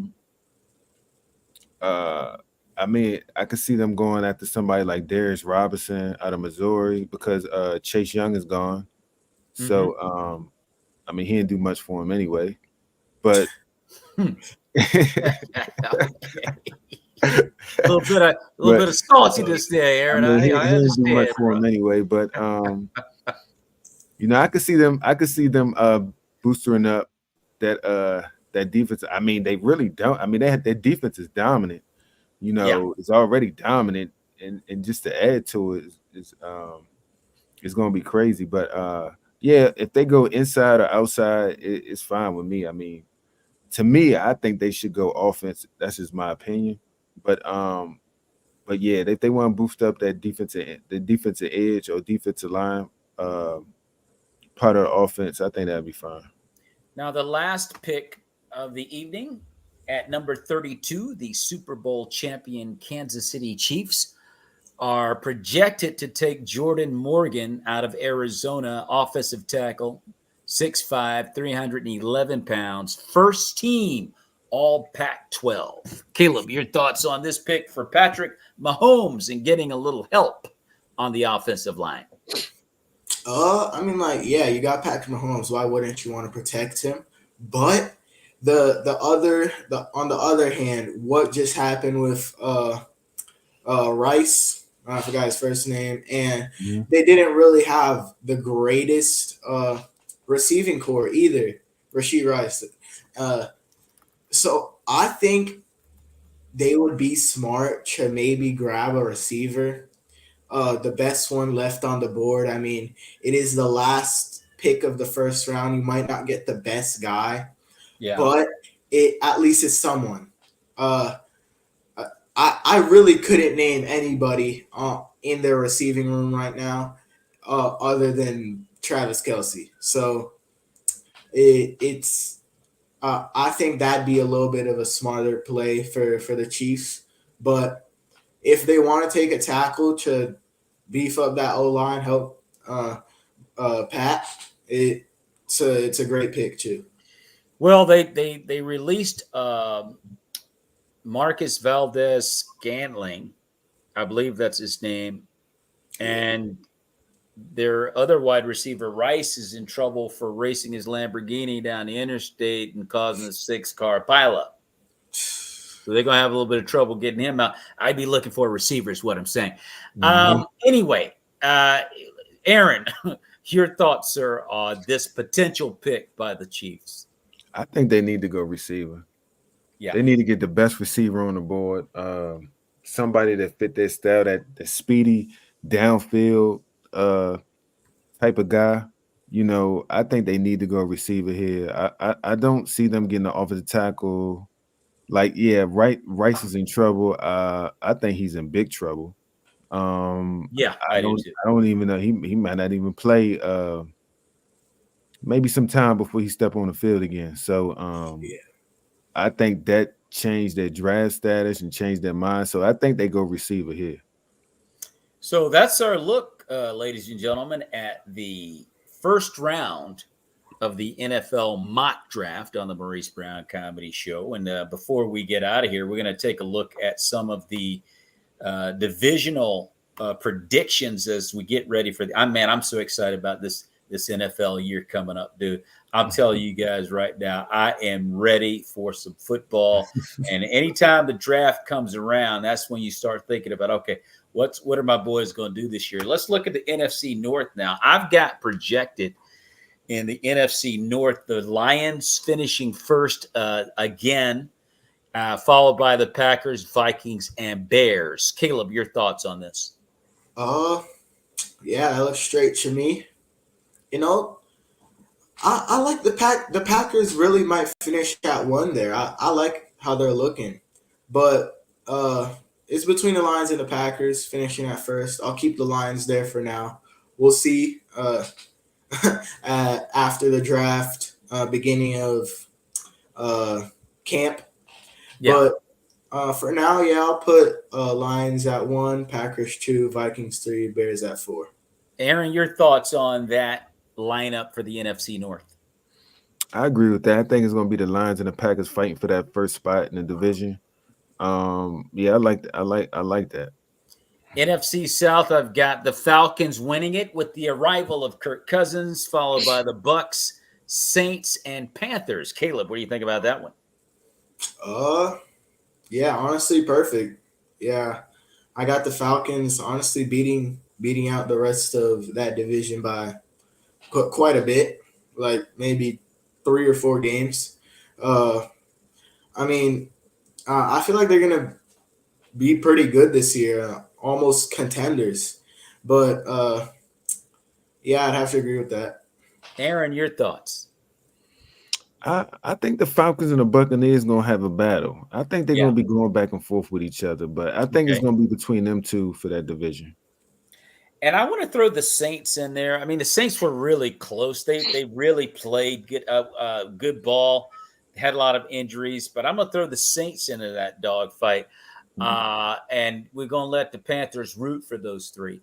Let's look at the NFC West. I'm going to go with the 49ers, Rams, Seahawks, and Cardinals. Caleb, what do you think? 49ers, Rams, Seahawks, Cardinals. Yeah. I mean, the 49ers, dominant team in that division. The Rams, they got something going. If they can get Puka to stay healthy all season, if they can have their whole team healthy all season, I think they could really challenge the 49ers for that one spot. But for now, yeah, I like that list. You got to love Puka, and I really loved him in The Lion King. Aaron, your thoughts on this list and lineup for the NFC West? I like it. I think for I think it's going to be a 3-man race. I don't think the 49ers is going to drive away with it like they did last year. I believe that Super Bowl loss did something to them. That I think it did. I think it did more than what we think. And we're going to find out how they bounce back from that. Yeah. But I mean, obviously I do put them first, but I think the Rams is going to give them some go. I don't think it's going to be a runaway race as they think that some people might think it is. And I throw the Seahawks in there too. Well, I agree with you. I think the Rams are going to sneak up on the 49ers.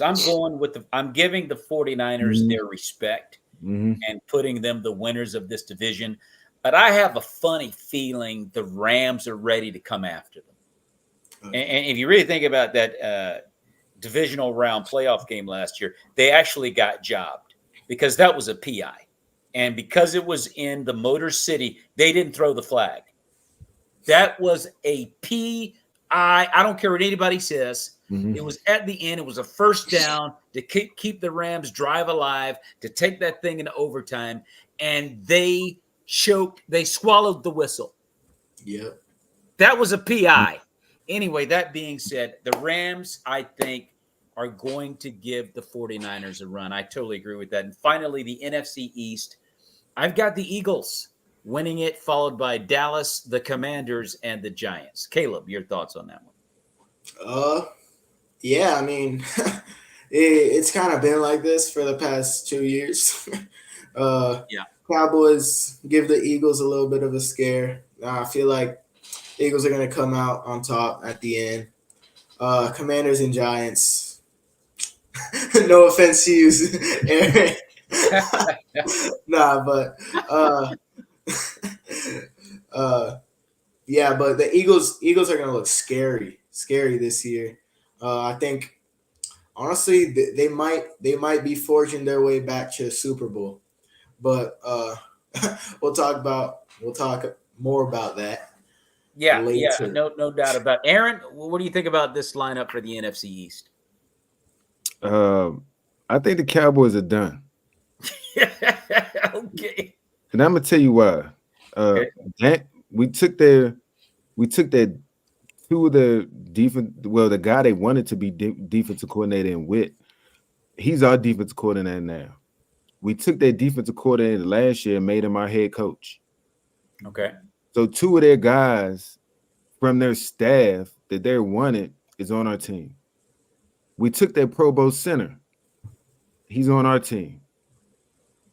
We took two of their defensive ends, pass rushers, and Armstrong and Flowers on our team. Okay.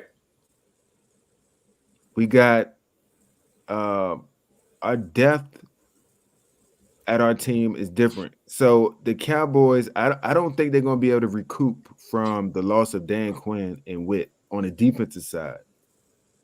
I think the offense is the offense, but I don't think they're going to be as dominant defensively as they were last year because Dan Quinn is not there.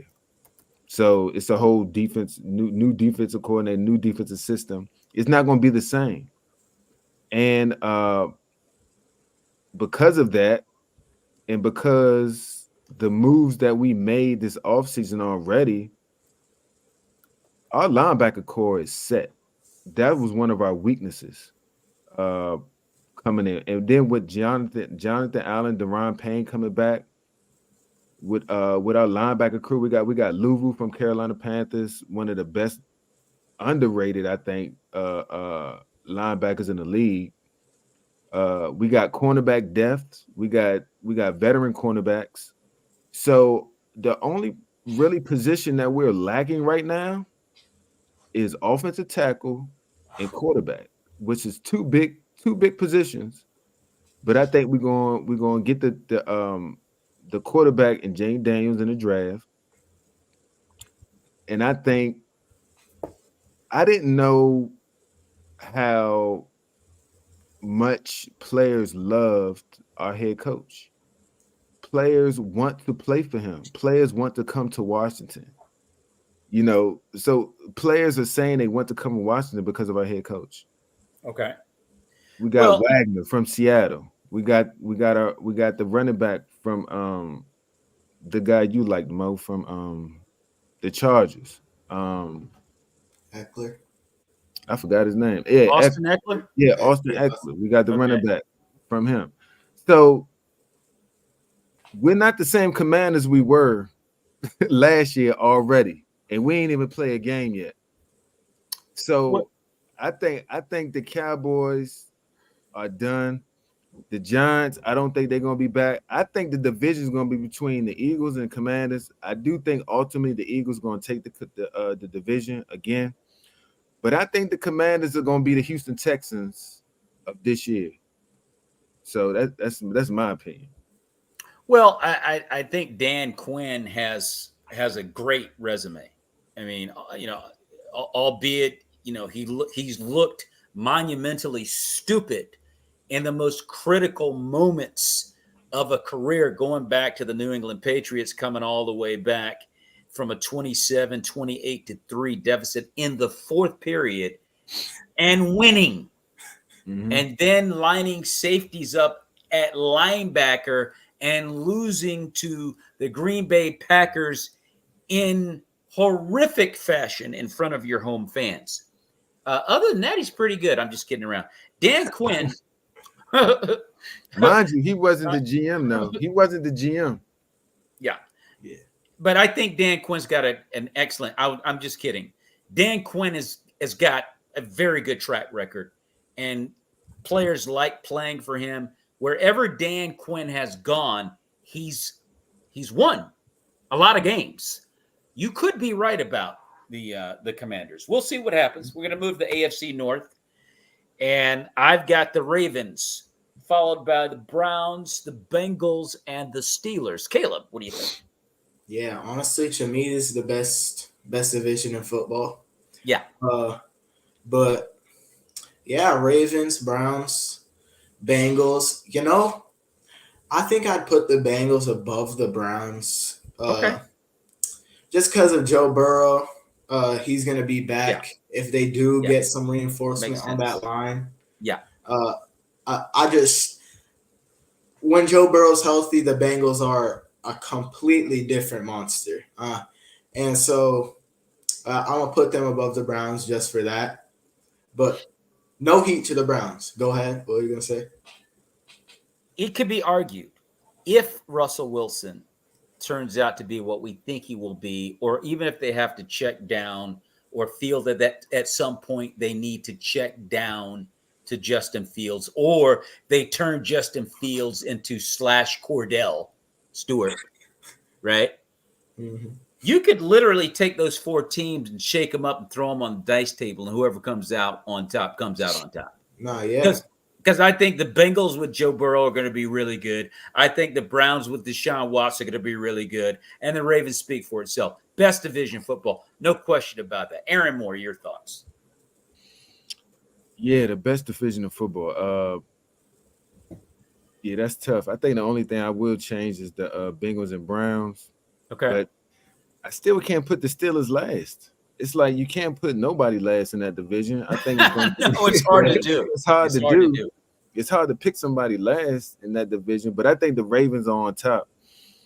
And I think it's going to be a fight and a scramble for that second spot. So we go to the AFC South. I've got the Texans winning it, followed by the Jags, the Colts, and the Titans. Caleb, what do you think? Yeah. Honestly, I'm liking the AFC South. It feels like they're kind of like on a come up. But I think I might have to switch the Colts and the Titans, because I feel like the Titans, they have a better QB situation than the Colts. In Will Levis, I really like Will Levis. Like I said at the beginning of the show, I think he is the Titans QB of the future. So I'm gonna switch those teams. But this division, other than the Texans, I feel like the Texans are gonna come out on top. It's gonna be a fight for the second place spot.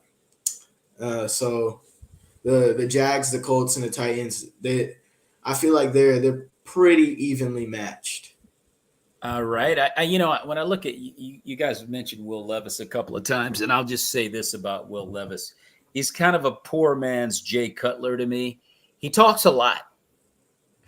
Will Levis talks a whole lot. He talks about how big of a cannon he's got and all that. And that cannon looked like it wasn't firing too good last year. He had a couple of good games, but I'm not sold on Will Levis. He does. I need to see a little bit more from him before I'm convinced. I mean, he's got all the intangibles and everything. He's got the arm. He's got the size, the body, the youth. I mean, he got all that. But at the end of the day, what's in here? That's the difference between Tom Brady is the best quarterback to ever step on the field, not because he had all the intangibles. It was Tom Brady's like, I'm not losing, and I'm going to outthink everybody on this field. Yeah, I'm just using him as an example. And I get it, getting back to the poor man Jay Cutler analogy, because Jay Cutler had everything. Mm-hmm. He was just a jerk. Yeah. Yeah, a great big old mouth, Mm-hmm. And he played for the Bears. I kind of like that. But anyway, and so Will Levis, I just need to see a little bit more from him, because he can be a great quarterback. Aaron, your thoughts on the AFC South lineup? I agree with that. I like it. I think you got to get the Texans their due from what they did last year to see if somebody can knock them off. I think the Jaguars gonna give him a go though. I don't think it's gonna be as easy as some people might think. And I think with Jefferson coming back with the Colts, I think if he could stay healthy, even they could be good because he was playing well last year before he got hurt. So I think the Jaguars and Colts gonna give the Texans a push. Yeah, I think so as well. Although I must say, I thought the mustache played really well. What's the guy's name? What's the mustache's name? Yeah. Minshew. Gardner that's it. Yeah, Gardner Minshew. Great mustache. He played well. I'll give him credit. Matter of fact, I think he played better than Richardson would have the way he started the season out. But that being said, let's move on to the AFC West. You could be right about the Jags and Colts, no question, fighting it out, and the Titans for the second, third, fourth spot. I've got the Chiefs winning the AFC West with a close LA Charger team followed at second, and then the Raiders and Broncos. Caleb, what do you think? Yeah, honestly, feel like the AFC West every year we kind of build them up to be this big bad division. I think we've learned our lesson this year. Starting this year, I think it's going to be the Chiefs pretty easily. The Chargers, I mean, whoever's the QB for Justin Herbert, he doesn't have anybody to throw to. I'm gonna put it simply.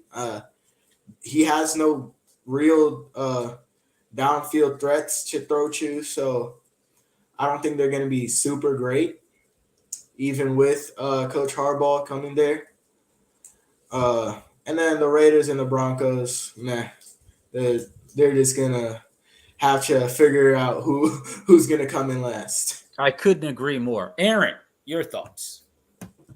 Yeah, I got the Chiefs. I don't see none of these teams taking the Chiefs, man. The Chiefs are just different. Even if they start slow, they're gonna pick it. They're gonna find a way to win that division. Yeah, I like the Chiefs. Yeah, I'm going to have to go with Kansas City, and I think they're going to be better than they were last. They had a down year and won the whole thing. They're not going to play like that next year. AFC East, I've got Buffalo, the Jets, Dolphins, and Patriots. Caleb, your thoughts? Yeah, I think I'm gonna have to go with that. The Dolphins are really. I don't trust the Dolphins with anything anymore. We gave them a chance last year. They really just Tua's not that quarterback. I mean, they have all the weapons there. They have a great team, but I don't think they'll ever be able to get it done with Tua. But the Bills, I feel like they're kind of like on a rebuild year almost. They have a lot of dead cap space now because of Stephon. They don't have great wide receivers, so I'm gonna keep them at the one. But if the Jets do creep in and take it from them, I'm not gonna be too surprised. Totally agree. Aaron Moore, your thoughts on this lineup for the AFC East? I like the Bills taking that division. I think they're gonna get help out on the outside, but I actually will put the Dolphins in front of the Jets. I think the Jets gonna have to show me something with Aaron. I'm not gonna crown him just yet. Just because he's back on the field. I think I like the Dolphins in that second spot. Yeah, you don't want to be too quick to judge the Jets as the team, but I think if healthy and they can protect Aaron Rodgers, I think they could potentially get to the Super Bowl. They could potentially get there. Aaron Rodgers is that good, and they have enough people on the offensive side of the ball. The defense is already set. Mm-hmm.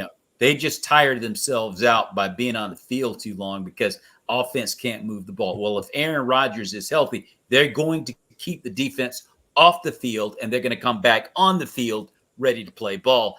And but there's so many ifs involved with that.